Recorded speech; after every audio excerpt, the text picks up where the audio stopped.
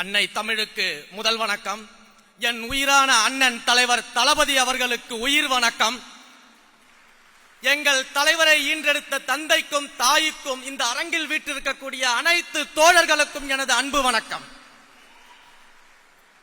ஒரு மாபெரும் புரட்சி, மக்கள் புரட்சி, அரசியல் புரட்சியை தமிழக வெற்றி கழகம் என்ற மாபெரும் இயக்கத்தின் மூலமாக தளபதியாக முன்னின்று நம் தலைவர் நடத்தி கொண்டிருக்கிறார். நாம் எல்லாம் அதில் பயணித்துக் கொண்டிருக்கிறோம். புரட்சி என்பது சாதாரண வார்த்தை அல்ல. அது ஒரு சக்தி, அது ஒரு உணர்வு, அது ஒரு மாற்றத்தின் துவக்கம், அது முடிவில்லாத முயற்சி. இந்த புரட்சி என்ன செய்யும் தெரியுமா? இந்த புரட்சி அடக்குமுறைகளை ஒடுக்கும், அநீதிகளை அழிக்கும். மக்கள் மனதிலிருந்து இந்த புரட்சி துவங்கி அதே மக்களின் நல்வாழ்வை மேம்படுத்தும். அத்தகைய மாபெரும் புரட்சியில் நம்முடைய தலைவர் நம்மையும் ஒரு அங்கமாக மாற்றி இருக்கிறார்கள் என்றால் நாம் நம் தலைவருக்கு என்ன செய்ய போகிறோம்? தலைவா, ஒன்றை மட்டும் சொல்லிக் கொள்கிறேன். இந்த புரட்சி வெற்றியை நோக்கி போய் சேராமல் ஒரு நாளும் தடம் மாற மாட்டோம், வழி மாற மாட்டோம், ஒரு நாளும் விழிமூட மாட்டோம் என்பதை மட்டும் உறுதியோடு இந்த இடத்தில் நான் தெரிவித்துக் கொள்கிறேன். சரி, இப்ப புரட்சியின் தேவை என்ன? நம் தலைவர் எதற்காக தேவை? நம் கழகம் எதற்காக தேவை? இப்படி எல்லாம் நிறைய பேர் கேள்வி கேட்பாங்க. அவர்களுக்கெல்லாம் நாம பதில் சொல்றதை விட இன்றைக்கு மக்களே பதில் சொல்லிக் கொண்டிருக்கிறார்கள். என்ன பதில் சொல்லிக் கொண்டிருக்கிறார்கள் தெரியுமா?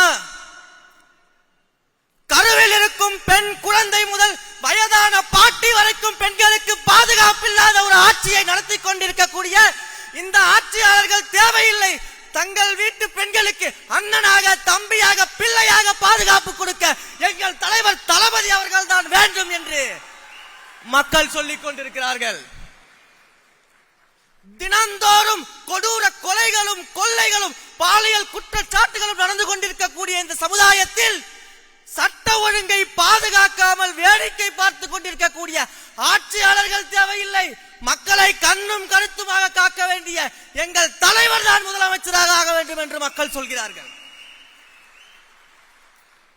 தமிழ்நாட்டின் இளைஞர்களை எல்லாம் படிக்க வைக்க கல்வி கூடங்களை அமைத்து வளர்க்க வேண்டிய அப்பாக்கள் எல்லாம் இளைஞர்களை சீரழிக்க மது கடைகளை திறந்து, தெருவெங்கும் மது கடைகளை திறந்து இளைஞர்களை சீரழித்துக் கொண்டிருக்கக்கூடிய அப்பாக்கள் தேவையில்லை. போதைப் பொருள் புழக்கத்தை கட்டுப்படுத்தாத அப்பாக்கள் தேவையில்லை. ஒவ்வொரு குடும்பத்திலும் இருக்கக்கூடிய தாய்மார்களை டாஸ்மாக் என்ற யமன் மூலமாக தாலியை அறுத்துக் கொண்டிருக்கும் இந்த ஆட்சியாளர்கள் தேவையில்லை என்று குடும்பத்தில் ஒருவராக நின்று, குடும்பத்தின் தலைமகனாக நின்று எங்களை காக்க நம் தலைவர் தான் முதலமைச்சராக வேண்டும் என்று மக்கள் கேட்கிறார்கள். மாநிலத்தின் தன்னாட்சியை ஒடுக்கி ஒரே நாடு, ஒரே தேர்தல், ஒரே தேர்வு, ஒரே மொழி, ஒரே மதம் என்று இந்தியாவின் பன்முகத்தன்மையை சிதைத்துக் கொண்டிருக்கக்கூடிய பாசிச ஆட்சியாளர்கள் வேண்டாம். பாசத்தோடு மதச்சார்பற்ற சமூக நீதி கொள்கைகளை முன்வைக்கக்கூடிய நம் தலைவர் தான் முதலமைச்சராக வேண்டும் என்று மக்கள் கேட்கிறார்கள். எப்படியெல்லாம் மக்களை பிரித்து சூழ்ச்சி செய்து ஆட்சி அதிகாரத்தை ருசிக்கலாம் என்ற பாசிச ஆட்சியாளர்களும் வேண்டாம். எப்படியெல்லாம் மக்களை சுரண்டி ஒரு குடும்பம் மட்டும் வாழலாம் என்று நினைக்கக்கூடிய பாயாச ஆட்சியாளர்களும் வேண்டாம். பாசத்தோடு மக்களை நேசிக்கக்கூடிய தலைவர் தான் முதலமைச்சராக வேண்டும் என்று மக்கள் கேட்கிறார்கள். ஒட்டுமொத்தமாக இந்த ஜனநாயகத்தை குழி தோண்டி புதைக்கக்கூடிய இந்த ஒன்றிய பாஜகவும் மாநில திமுகவும் இனி தமிழ்நாட்டிற்கு தேவையே இல்லை. இந்த ஜனநாயகத்தையும் ஜனங்களையும் காக்கக்கூடிய எங்கள் ஜனநாயகன் தான் வேண்டும் என்று மக்கள் கேட்கிறார்கள். இதுதான் இன்றைக்கு மக்களுடைய பார்வையாக இருக்கக்கூடியது. புரட்சி தலைவர் எம்ஜிஆர் அவர்களுக்கு பிறகு தன்னுடைய ரசிகர்களையும் கோடான கோடி மக்களையும் வாக்காளர்களாக இந்த கழகத்தின் தோழர்களாக மாற்றக்கூடிய ஒரே வல்லமை படைத்த தலைவர் நம்முடைய தலைவர். உடனே ஒரு கும்பல் கிளம்பிடுவாங்க. ஒரே எம்ஜிஆர் தான், எம்ஜிஆர் மாதிரி எல்லாம் வர முடியுமான்னு கேட்பாங்க. எங்கள் தலைவரே சொல்லிவிட்டார் எம்ஜிஆர் என்றால் அது ஒருவர் தான் என்று. ஆனால் இன்றைக்கு நான் சொல்கிறேன், எப்படி எம்ஜிஆர் என்றால் ஒருவர் தான், அவரை போல வர முடியாது என்று இன்று பேசுகிறீர்களோ, இன்னும் 100 ஆண்டு கழித்து தளபதி என்றால் ஒருவர் தான், தலைவர் என்றால் ஒருவர் தான். அவரை போல ஒரு முதலமைச்சர் இனி கிடைக்க மாட்டார், அவரை போல நல்லாட்சி கொடுக்க மாட்டார் என்று வருங்காலம் பேசக்கூடிய தளபதியாக நம் தலைவர் இருப்பார். மக்களை சந்திக்கல, களத்துக்கு வரல, இப்படியெல்லாம் கதை சொல்லி குட்டிக்கரணம் போட்டு குறை வித்தை காட்டுவார்கள். ஆனால் இன்னும் பெருமையும் பேசிக் கொள்வார்கள். நாங்கள் பாரம்பரிய கட்சி, 50 ஆண்டு கால கட்சி, தாத்தா காலத்து கட்சி, இந்தியாவிலேயே மாபெரும் மாநிலங்களை எல்லாம் ஆட்சி செய்யக்கூடிய கட்சி என்றெல்லாம் சொல்லிவிட்டு ஊரெங்கும் மேடை போட்டு எங்கள் தலைவரை பற்றியும் எங்கள் கழகத்தை பற்றியும் இரவு வீட்டில் ஒப்பாரி வைக்கும் கிழவி போல அழுது கொண்டிருக்கிறீர்களே, இதை விட வேற என்ன சான்று வேண்டும்? எங்கள் தலைவர் களத்துக்கு சென்று சேர்ந்து விட்டார், மக்கள் மனதிற்கு சென்று சேர்ந்து விட்டார், வெற்றியை நோக்கி சென்று சேர்ந்து விட்டார். அதற்கு இதுவே ஆதாரம். இவ்வளவு அரசியல் பேசுகிறோம், இவ்வளவு அதி தீவிரமாக அரசியல் மயப்படுத்தப்பட்டிருக்கிறோம்.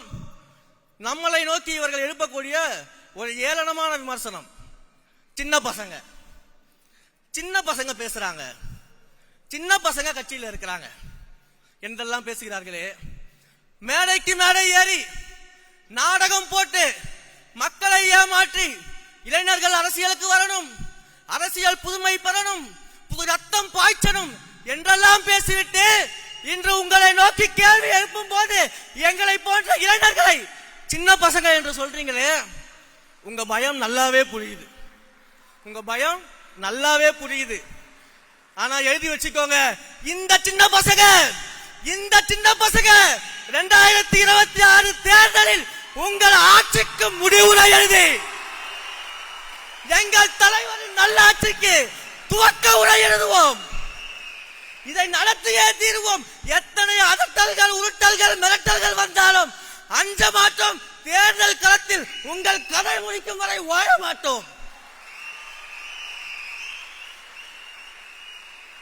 என்னுடைய உரையின் இறுதியாக சுருக்கமாக ஐயன் வள்ளுவனின் வாக்கை மட்டும் சொல்லி நான் விடைபெறுகிறேன். முறை செய்து காப்பாற்றும் மன்னவன் மக்களுக்கு இறையென்று வைக்கப்படும். நீதி தவறாமல் மக்களுக்காக கடமையாற்றக்கூடிய ஆட்சியாளர் கடவுளாக போற்றப்படுவார். நம் தளபதி வரும் காலத்தில் மக்கள் மனதில் போற்றப்படுவார், போற்றப்படுவார், போற்றப்படுவார். 2026 தமிழக வெற்றி கழகத்தின் ஆட்சி அமைகிறது. தலைவர் முதல்வர் ஆகிறார், நல்ல ஆட்சி கொடுக்கிறார் என்பதில் எந்த மாற்று கருத்தும் இல்லை. வாய்ப்பளித்த என் உயிரான தலைவருக்கும் அன்பிற்குரிய பொதுச் செயலாளர் அண்ணன் ஆனந்த் அவர்களுக்கும் அனைவருக்கும் நன்றி தெரிவித்து விடைபெறுகிறேன். வெற்றி நிச்சயம்.